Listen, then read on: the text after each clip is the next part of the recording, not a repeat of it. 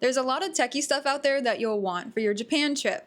Apps, cards, devices, SIMs, Wi-Fi. It's really easy to get overwhelmed and it can be a little bit confusing. But once you know what you really need, it's pretty simple. So I'm here today to tell you everything you need to know about the techie stuff for when you go to Japan. Hi everyone, it's Abby from Pictour. I'm a photographer and guide in Japan. You can see more about me here. Let's get started. So let's start with internet access, because without it, most of your other tech is not going to work. When you come to Japan, you have three main options, and that would be an eSIM, a regular SIM, and some kind of pocket Wi-Fi device.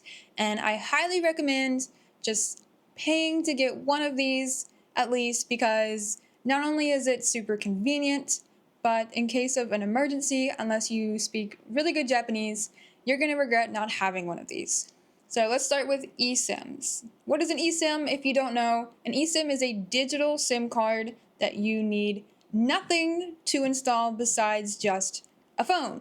So you don't need to pick anything up at the airport. You don't have to return anything. There's no little SIM card you have to deal with. It's already able to be done just with a phone. So you will need a newer model of phone. You can look online to see if your model is compatible. And the other biggest issue with any kind of SIM card, whether eSIM or regular SIM, would be, is your phone carrier locked? So if your phone is carrier locked, if you're still paying your phone off, or if you just think maybe this could be me, you will need to check with your carrier to see if they can either temporarily unlock it or if it is already unlocked. So otherwise, some carriers I know, especially in America, they do not want you to just kind of get their phone and then go off and use another carrier. They want you to stick with them, and so they will lock your phone. So this is just something, if you think it could be you, just call up your carrier, see if they can help you with that. If your phone's already paid off or you bought it already unlocked, you're good to go. So the advantage of an eSIM is, of course, that you don't need to deal with any kind of little item. I love not having to make an extra stop at the airport to pick anything up and just having this ready on my phone. All you have to do is install it. Usually when I'm just sitting at the airport waiting for my flight, I set it all up, and then once I arrived at my destination, I just go in, I finish the install, and boom, there we go, done. I have data. Next up would be physical SIM cards. You guys know what a SIM card is. It is just a little thing inside of your phone. You can either pick this up at the airport, or you can have it shipped to your hotel. You will just need to usually either pay for it beforehand online or show up to a place at the airport and get one. You can, of course, also get one like at certain convenience stores, but I don't know why you would go that far when you could just get it as soon as possible when you arrive to Japan. So if that sounds like you, I would just go online to one of the places you can see in my blog and get one of those. Lastly, if your phone is locked, or sometimes if you're a big family, it might be nice to get a pocket Wi-Fi device. It is just a little tiny device thing you carry around with you. So when I first came to Japan many moons ago, this is what I used. It is fine. It is a little bit inconvenient because you do have to keep it charged. You can connect usually about as many devices as you want to it. So that is the advantage of a pocket Wi-Fi. Sometimes with the eSIMs and SIMs, you cannot use hotspot tethering. Some you can, some you cannot. You just need to check that on the website that you go to. With a pocket Wi-Fi, you can connect your phone, grandma's phone, grandpa's phone, the kids' phones, whatever. If that sounds like you, I would go with the pocket Wi-Fi. But if you are just coming here in a smaller group, I would go with getting some kind of eSIM. I am very pro eSIM. I use an eSIM every time I go outside of the country. Next up is a rechargeable IC card. If you've watched my channel before, you know I've talked about IC cards. I literally have 2 videos about them. The one I recommend checking out is this one. What is an IC card? If you don't know, it is a rechargeable little card that you can use to pay when you take trains, when you take buses, sometimes when you take taxis. You can use it at convenience stores. It is just a rechargeable, essentially debit card specifically made for travel, but you can use it a lot of other places now as well. You've probably heard of Suica, Pasmo, Ikoka. These are just examples of IC cards. Welcome Suica is another one that is geared towards foreign tourists. So you can get a physical card from most major train stations or from the airport, or you can also get the Welcome Suica app on your phone, which for a majority of people is what I recommend, as long as you have an iPhone. If you do not have an iPhone, you will need to get a physical card. And I'm not gonna sit here and talk about this. I highly, highly recommend checking it out because it will answer all of your questions about IC cards. But bottom line, you will need to get either an IC card app on your phone, or you will need to get a physical IC card if you want the super duper convenience of just blasting right through the train gates and the bus. And I know I could not live without the IC card on my phone. I cannot imagine a life where I do not have that and I have to get paper tickets. So this is me telling you it's good. Next up, let's talk about navigation. How do you get around Japan? So if you've seen my videos before, you've also known that I really like Google Maps. I like Google Maps. It is not perfect, but it's honestly one of the most useful tools that you can have to get around Japan. It will tell you the train lines, the platform numbers, transfer stations if you need to transfer. It will give you walking directions.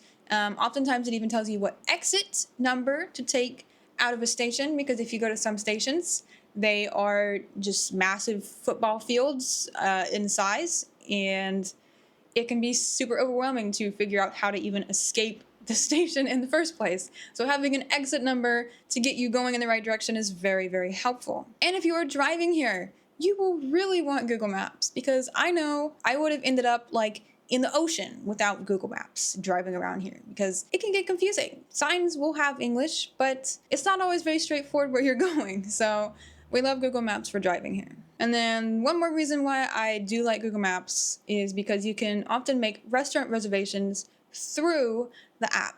So I love making reservations here. I think it will save you time, especially if you're going somewhere on a weekend. And even if the Google Maps app itself does not allow you to make a reservation through it, oftentimes it will have a link to take you to where you can make that reservation. So really very helpful for actually getting into restaurants sometimes. Next up would be translation tools. Once again, the big monopoly that is Google kind of wins in this case. Google Translate is fabulous. It is so helpful. The live translate, where you use the camera and you can like just hold it. If you know what I'm talking about, you know what I'm talking about. It literally will live translate things as you're looking at it. That is life-saving. It can read even written Japanese a lot of the time. If you're looking at like a written menu, signs, anything. It is so helpful. Even I use it sometimes if I am not totally sure what I'm looking at, which does happen. My recommendation for this is you can also go into the app and you can pre-download the Japanese language, so you can also use it offline if for whatever reason you get disconnected from the internet. They also have a tool where you can talk into it and it will try to have a conversation with someone else, so you can speak English and someone else can speak Japanese. I don't think this is really perfect yet. The nuances of this kind of like translation between English and Japanese are not always translated very well. Will it get the point across? Probably, but if you need to leave some kind of longer message, like a note or sending some kind of little email to someone, I highly, highly recommend using something like ChatGPT or like another more natural AI language tool to do this. Like if you have a food allergy and you need to communicate that to people, I would not rely on Google Translate to communicate that. I would go into something like ChatGPT and write out what you need to say, and that's probably going to be a little more intelligible and potentially save you a hospital trip. So that's always great. So let's talk about a few other helpful apps. First up, we have Uber, GoTaxi, and Didi. So most big cities will allow you to get a taxi with these apps. I will note, some of you do not know this, you can also just go like this and a taxi will appear out of thin air. Not really, but you can do the New Yorker and one will pull up and you can get in. You don't have to have an app, but an app is helpful, especially if you do not want to speak to anyone the entire time and you just want to put in your destination and get there, zero speaking. So my favorite app like this is GoTaxi. GoTaxi I think is the best because even if I hail the taxi normally, I like that usually in the taxi they have an option where you can click in the little screen that you use to like pay, and it's got like the ads and everything as you're sitting there. You can click on the little Go Taxi button, and you can even go in and pay on your phone while you're literally in the cab going to your destination. So once you pull up, you are done. You do not have to do anything else. You can just hop out of the cab, sayonara, and that's it. And I love the convenience of that, because usually if I have gotten a cab, I got places to be, and I don't want to sit there dealing with coins or whatever else when I'm already at my destination. Other apps, if you're looking for vegan or vegetarian food, Happy Cow works here. I get a lot of questions about vegan, vegetarian food. It's really not that hard to find here, but I understand the struggles you guys are going through.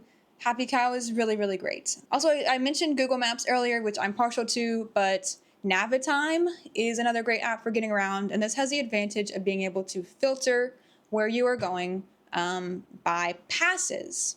So if you have like a regional train pass, or the JR pass, Hakone Free Pass, Kansai Pass, whatever, you can filter the route by what you have already paid for with your pass. So if you have spent $8 million in your firstborn child on one of the JR passes now, you can go into this app and only take routes that are through JR Pass. So I know that is really helpful because sometimes people buy these passes and then you get to the train station and you're like, what am I doing? Like, there's all these different lines. What can I take with the pass? So that is helpful. Another app is Nerve. I have Nerve on my phone, and this will give you notifications on weather alerts, earthquakes. Hopefully that doesn't happen while you're here. And you can set it up by region as well, so it'll notify you if there's any like big earthquakes over a 3 in your area, so that you can know sometimes even, you know, a minute in advance maybe if something's going to happen. Will you probably encounter that? No. This app will probably just sleep on your phone the whole time, but you might come in use and you might be glad you downloaded it. Last thing to mention here is Visit Japan Web. This is not really an app, it is a website, but I'm putting it here because before your flight, you can go to this website and you can fill out all of your flight information, your personal information, and then once you get to Japan, it will expedite you through customs. And you will get out to the country faster. Basically, you just say in advance, I have nothing to declare, etc. And then all you do is you show the QR code that it will give you beforehand when you arrive to Japan. But you're through the gate already before everyone else who's standing there filling out a piece of paper. All right, let's talk about electricity. A lot of people don't think about this, but Japan uses type A plugs. This is the 2 flat parallel prong ones, just like in the US, Canada, Mexico, and a few other countries. So if you're coming from any of those I just mentioned, or this sounds like your plug at home, you don't need an adapter. You are pretty much good to go. The exception is devices that have 3 prongs. I know that my laptop that I had from the States had the 2 parallel and then the little one at the bottom. I call it that one. They don't have that here. You will need an adapter for that. If you were coming from the UK, Europe, Australia, anywhere that doesn't have this thing, you will need to get some kind of plug adapter. I presume just off of Amazon in advance. Another note, Japan runs on 100 volts, which is lower than some other countries, but most modern electronics are designed to work from, I believe, 100 to 240 volts or so. So I would just check your charger label that this will not be a problem when you get here. Related to this, many hotels, especially smaller ones in cities, they often only have like 2 or so power outlets. And if you are someone like me that has like 78 devices when I travel, you will probably want to get some kind of multi-port charger to take with you. I have a little one and it has like 6 little USB slots on it, so I can plug in, you know, the camera, the mic, the other camera, my phone, earbuds, whatever, without, you know, unplugging lamps and stuff like that or whatever. So I think that's really useful as well. Related to that, I highly recommend bringing a power bank, some kind of mobile battery pack thing. I even use these a lot because when you're out and about, sometimes if you're just sitting on the train, you don't realize you've been sitting there for 45 minutes on the train and your phone's battery will run down. And then you will be sad when you have to go home and your phone is dead and you just look out the window. Not a familiar story for me at all. So have a little battery pack with you. And I would say you can either buy that here. They have a really nice selection of battery packs here, or you can just get that at home. Also, if you have a pocket Wi-Fi, you will want one of these. Nothing worse than your Wi-Fi thing dying and you're out of luck. So speaking of phones, another thing is to make sure you have enough storage on your phone. I know this sounds really silly, but I have encountered people that were like together on a tour or something and they're taking pictures of stuff and suddenly their phone is out of storage, which is really sad if you're like in Fushimi Inari trying to take selfies. And so make sure you kind of are already backing up stuff to the cloud, Google Photos, your laptop, whatever, and you have enough storage on your phone while you're here. You also on your phone will want to have important documents stored. I recommend having a picture of your passport. I recommend having your hotel's name and address, especially in Japanese. You will probably be showing this to your cab driver quite frequently. Your flight confirmation, any QR codes of stuff or tickets that you've booked in advance. And that way, if you lose signal or lose Wi-Fi, whatever, having that on your phone already is really useful. I always do this when I travel. This is just kind of a general travel tip, but really good idea. Another useful thing to have is a VPN. And no, this is not an ad. This is me telling you that I think it's good. A lot of work-related things, you'll probably want a VPN here, not only for safety, but because a lot of more like private websites, they will not be able to be accessed from here sometimes. I know some people like their banking information sometimes it won't let you access it from here. And then just because you are wandering around a foreign country, maybe it would be nice for safety reasons if you're using like cafe, Wi-Fi, and things like that. My personal recommendation is Surfshark. And one final tip is to make sure you have the Find My Device or Find My iPhone, whatever, on your phone turned on. So you probably will not get your phone stolen while you're in Japan, but I have seen many a person who has left it on a train, who has left it in a cab. I don't know why. I can tell you quite a few times I have heard of people that have done this, and you will probably get your phone back, which is reassuring, but it'll be helpful to know which lost and found it has been dutifully turned into. You also probably cannot speak Japanese, so having this information will help you know whereabouts your device probably is. Don't lose it in the first place if possible. All right, that is it. So you do not need to be a tech expert to travel Japan comfortably, but I hope these tips have given you some ideas of things to think about to give you the smoothest experience possible. Friendly reminder to like and subscribe. By the time this video is posted, I may or may not have reached my Daruma goal of 30K subscribers. We will see. But whether or not we have, thank you as always. You guys are much appreciated. And go back up there. Thank you, sir. I'll see you guys in the next video. Bye!